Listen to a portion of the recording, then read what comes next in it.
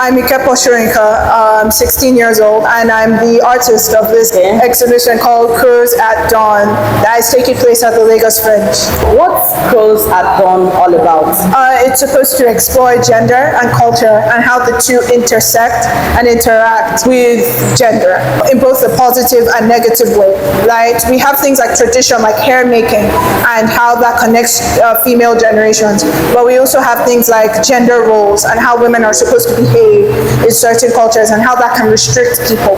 So I wanted to explore that in my work. I have 14 pieces, or around 13, and each of them explore a different aspect of that experience and how I feel about those topics. Do you have a particular thing that motivated this artwork? I'm very passionate about social justice and activism in general, and I love art. I love theater, writing, and visual art is another way of me expressing myself. And I felt that visual art was the medium to tell this message in. What are the messages contained in some of your work? Okay, I have messages exploring how community is built among women and how something like hair making can connect women across the generations and how tradition can be a positive thing, especially hair making, which I am very passionate about. I love making hair in general. But I also explore how gender roles and how society can view how women are supposed to be submissive is a very negative thing to some people because they don't fit in that box, and how putting people into specific boxes is a negative thing and how it affects people. What actually prompted you focusing on women? Something I'm very passionate about. I am a woman. Have you experienced anything that actually prompted you to focusing this on women? Well, yes. I think that as a girl in Nigeria, the Chibok girls is something that happened when I was really young, and it's something that was talked about. I feel like in school, there are very subtle things that people experience and that I experience. Can you mention, just pinpoint some? For example, people like to downgrade my intelligence a lot and attributing because you're a woman? Yeah, to the fact that I am a woman in some cases, that I'm getting a leg up in the academic field because I'm a woman, or because I love art, I can't love academics at the same time, or the fact that sometimes I'm very abrasive, I am seen as a bad person, while my male counterparts can be very strong-headed or confident, and they aren't seen that way. So in a nutshell, what message do you actually want to convey to the general public today with your work? I want to convey and have people think about how we view gender in today's lens in general. I see a lot of people criticize feminism as a bad thing, and they're like, oh, being feminist means that you don't want to take care of your husband, or you don't want to do this, you don't want to do that. And I feel it's a very narrow way of viewing things. And I think trying to fit people into specific boxes, especially feminism, is a bad thing. And I want people to kind of react to kind of think about how we deal with these things, especially gender, and how to let culture and gender coexist in a very healthy manner. So what can you say about gender equality and gender disparity? I think it's a very common thing. Despite what people say, I see a lot of people saying, oh, you can vote, then the work is done. I feel that there are subtle ways that gender inequality sneaks in because it's ingrained in our social experience and in our culture in some ways. And that's why we need to review it and check our biases because of it. And something I really am passionate about, I really want to explore, and something I want to spread messages about. I see a lot of men kind of hesitant to talk about feminism because they're like, oh, it's like a woman thing, oh, you just don't want to talk to us, or being a feminist means that you hate me. But I feel like gender inequality affects men too in very subtle ways, always forcing men into this like confident role. They always have to be strong, they never have to cry, and these kind of things affect everyone. It forces men into this very dominant role that not everyone, they may not want, and it forces women into a very submissive role that not everyone can fit. So I wanted to explore these boxes and explain why they don't fit everyone. If you have to change two ways or two things they do to women that you actually detest in our country, what would they be?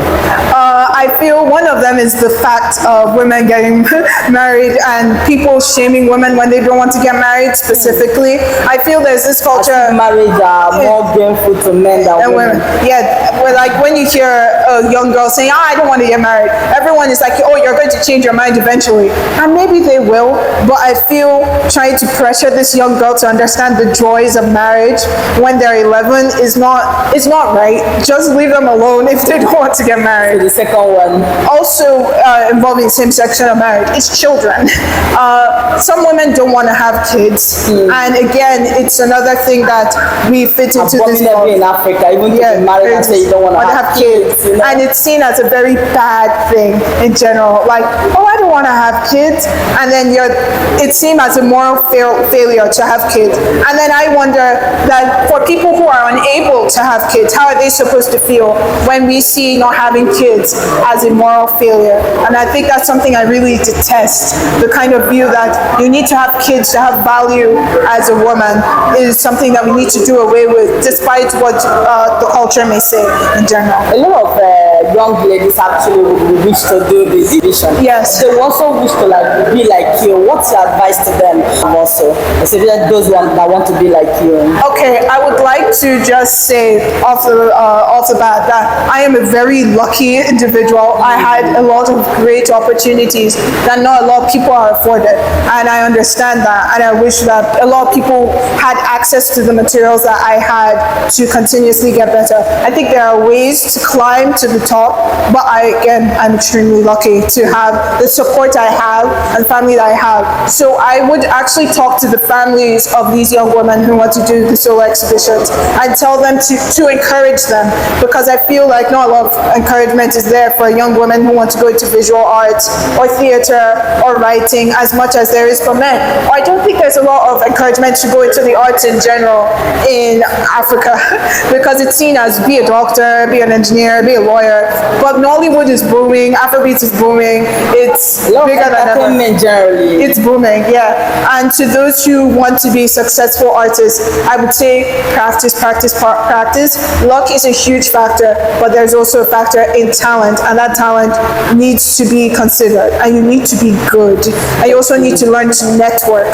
So when the opportunity is there, you strike. What's most intriguing for me is the fact that this is a 16-year-old. You can see the way she articulates herself. It's because this is exactly what she wants to do. This is what she is inside her, and she's able to actually bring what's inside her out. You understand? Hinda, thank you very much. I think that's the word I've been looking for. Yeah, I mean, she colors very brilliantly. What message comes to your mind after seeing this beautiful artwork? For me, I think it's about being courageous, being bold, following your dreams, and discovering it on time. Yes, and I think that's the most important part. It's an opportunity for parents to see what young people can do and how to support them. You understand? Ikepo has the support of our parents, and it's showing. Ikepo Soyinka. Okay, I'm the mother of the artist. You pick this as the best work. So it's called Old Judgment, and then it talks about how generational trauma can affect individuals, right? So it talks about, again, when you think about it from a biblical perspective, the sins of the father shall be passed on to the child, that sort of thing. So again, the way she's trying to depict it is, it starts out small. This, we need to think quite carefully about the future and the future of our families and the future of our children, and how the actions that we take today can potentially affect future generations. Sort of call to action is for you to think quite critically about your actions, about the things that you do, how you live your life. Live after you. Exactly. So I didn't do this by myself. I had a lot of helpers who supported me to get my child this far. I had a lot of people who spotted the talent, so outside of my immediate family, who spotted the talent that the child has, it literally took a whole village for us to get here. My name is Ikepo Soyinka. I'm her dad. How do you feel about all this? Surprised, proud, inspired. Have you seen it in her growing up? We saw different things, and this was one of the last things we saw, and it surprised us, and we're extremely proud of her. At what stage did she start evolving? I think she's evolved a lot. She's done several things that we've been proud of. I think the visual arts part started about 3-4 years ago, and we've done everything as we can as parents to support her.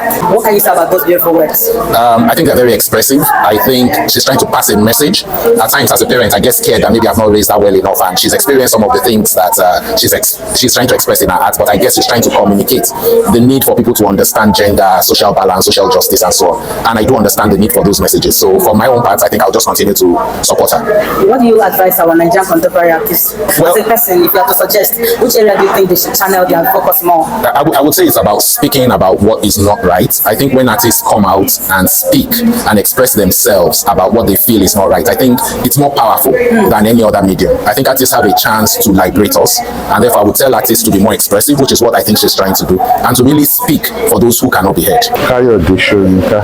You older or younger to Wale Soyinka, Daddy? Younger. Okay, so this is actually the younger brother to Wale Soyinka, and this is Ikepo Soyinka. So he wants to tell us his views or his mind about this beautiful artwork today.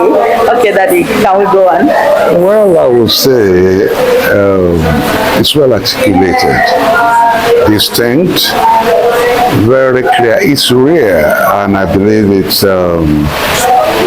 not only Nigerian material, it's international material. Especially for a young girl of For our age. young, I'm surprised. So what you have witnessed so far, what's your advice to the government presently? There is something I can call gestation period. Okay. When the thing comes, then you know, oh, this woman is pregnant. We just have to give time to it, yet we still have to criticize reasonably. But are you seeing a hope of a better tomorrow? I always have a better tomorrow for this country, no matter what. Even the people that say they are japai, they are seeing how things are working there, and they should bring that ideas back. Thank you.